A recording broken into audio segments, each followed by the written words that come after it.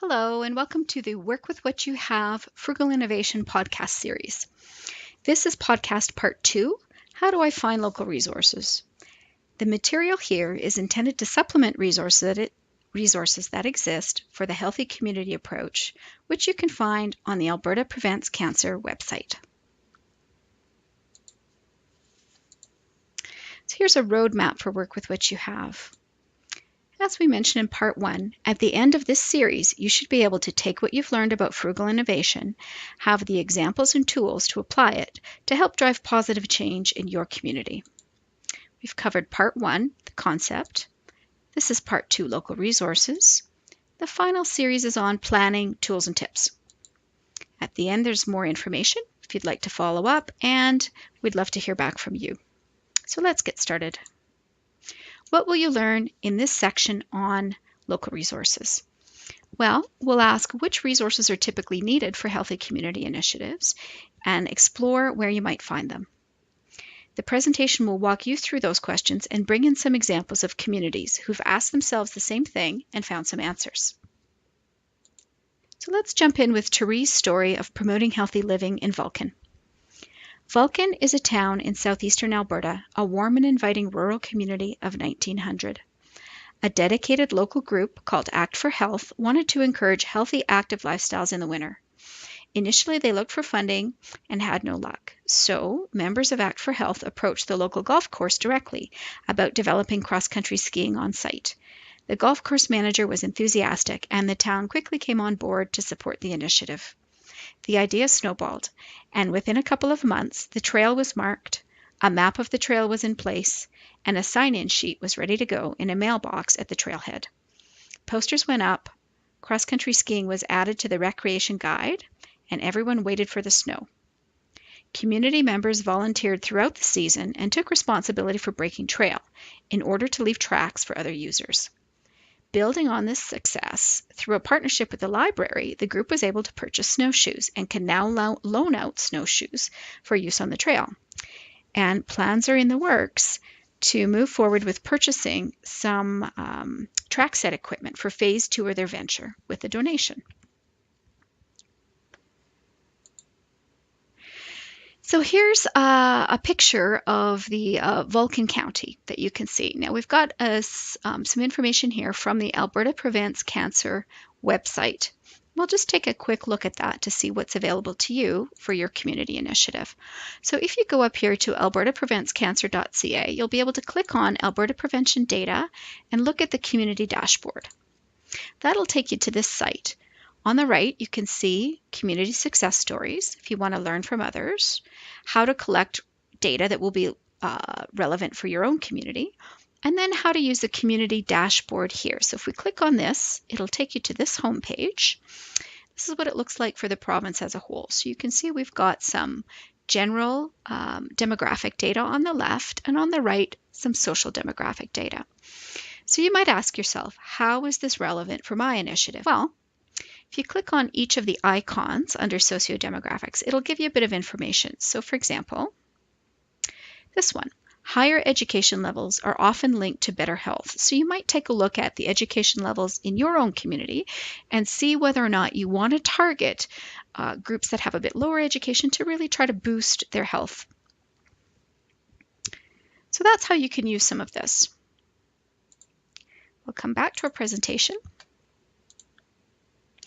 And here's some of the specific data for Vulcan. Now, where did that come from? We'll go back to our screen here. Right here, you put in your postal code, and that will take you to Vulcan. That's how you get the specific information for your own community. So let's learn from this Vulcan example. The story of the Vulcan cross-country skiing project demonstrates how a community can use their own resources for a project. So what resources did they use? Well, you can see that they were able to tap into the golf course, the town, the library, their volunteer network. How do you think they felt when they were unable to find funding? We don't learn much about that in the story. We learn that they were pretty resourceful and they decided to go straight to the golf course. So how do you think they felt when the golf course offered to participate? It's important to celebrate some of these moments in your project that are very exciting when people really just step up and offer to help out. So, what do you think spurred them to take the step to develop an initiative without external funding? And the group was able to build on the success of their collaboration with the golf course and attract some local funding for the track setting equipment and the snowshoes, which is pretty exciting. Where do you think that they could go from here?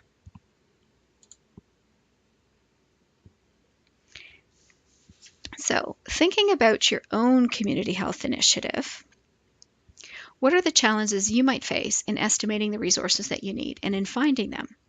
What sort of opportunities would you have in your community? And how might you make decisions? What kind of criteria might you use to decide together whether or not you want to pursue a frugal innovation or a project using few or no external resources? Well, one of the things you can do is turn to asset mapping. Asset mapping is a common method used to help communities identify which resources can be put to use in their project.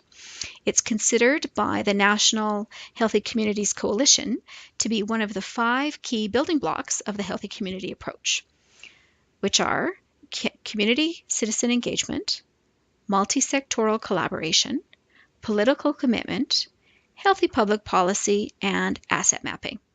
So assets can be things like physical, like pathways or playgrounds, goods, like donations of material, equipment, like the snowshoes, human resources, like volunteers, knowledge, such as how-to guides or the experience that you and your Healthy Community Initiative members have.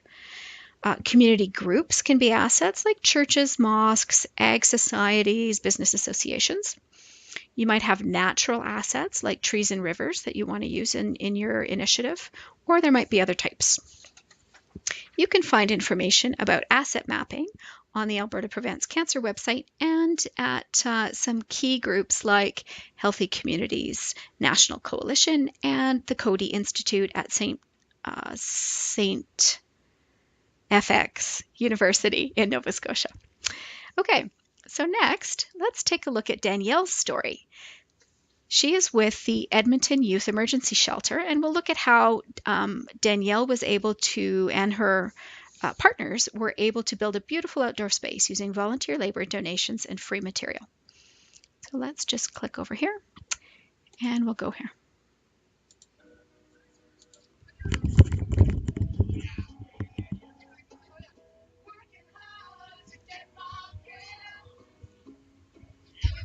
I think there's a hunger for community space that doesn't have prescriptive activities. So I think that people want to just enjoy their space without being told how to enjoy that space. The Urban Roots Garden is a community initiative, and so the basic concept behind it is to use underutilized land that the City of Edmonton owns and build something in it that makes it accessible and enticing to the community to come and spend time together. Yes, houses this project. It used to be the youth emergency shelter. That's what it was prior to that. There was a shift when they recognized that they needed to serve youth, not just shelter them at night. And so they became the Youth Empowerment Support Services. And one of the things that I find really exciting about this space is that it happened. And how it happened was just a call out to the community. I called out to the City of Edmonton to ask for the space. It was an ugly, barren, not a very attractive lot at all that needed to be beautified. And so talk to the city, engage the city, explain what you're trying to do, and then you get it. We got it. So we have access without cost.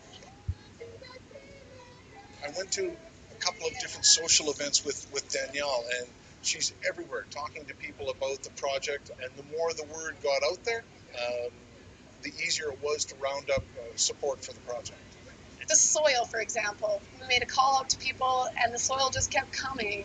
The bark, I was riding my bike home one day, and there was a wood chipping truck, and I asked them if I could have the bark in the back of their truck, and they were like, "What? No, you don't want this." And I'm like, "Oh, yes, I do." We had 250 seedlings of tomatoes donated from a business. We had a community member donated tons and tons of cucumbers and butternut squash plants. The fence is recycled. and just put up by volunteers and painted by volunteers. And one of the things that happened was we were a little delayed in getting our water. So it was a Sunday morning, and I phoned my friend. He happens to be a fire chief, and he phoned his the station just down the road, and they came over with a big truck, and they just poured 600 gallons of water on the garden. And then they repeatedly came back. So that's where we have that business connectivity and donations, which really didn't feel like a donation. I know that you all know this part.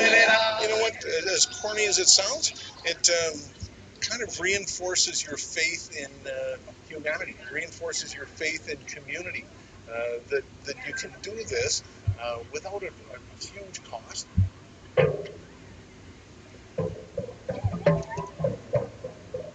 My own personal ideology is that the economics of life are not just financial. So what you can contribute is part of the economy.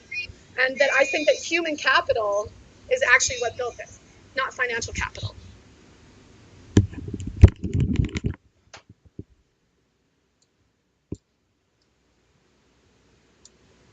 So there we see a really great story from Edmonton Urban Roots about their work in setting up this outdoor space. Now, one of the things that they were great at was really including a lot of people. So this was the youth emergency shelter. So they had youth, low income, obviously. And then in the video, you see there's a bunch of seniors, you see children, you see Indigenous people. So you can really see an inclusive approach in the video. So when we're thinking about volunteers, we encourage you to think broadly and consider some of the questions on the slide. Which members of the groups on this slide are included in your Healthy Community Initiative? Are there some that you want to add? Could you engage people who are missing from your project? Which boxes are missing? So things that we don't see on the graphic would be things like gender identity, sexual orientation, immigrant and refugee populations, or people living in homelessness, which was the example in the Edmonton Urban Roots video. So that wraps up part 2, where do I find local resources? At this point, you should have a sense of types of resources you might need for your project and be able to identify some volunteers you might not have thought about in your community. You should have the information you need to follow up on asset mapping, if that's a technique you'd like to try, and be able to use that in your Healthy Community Initiative.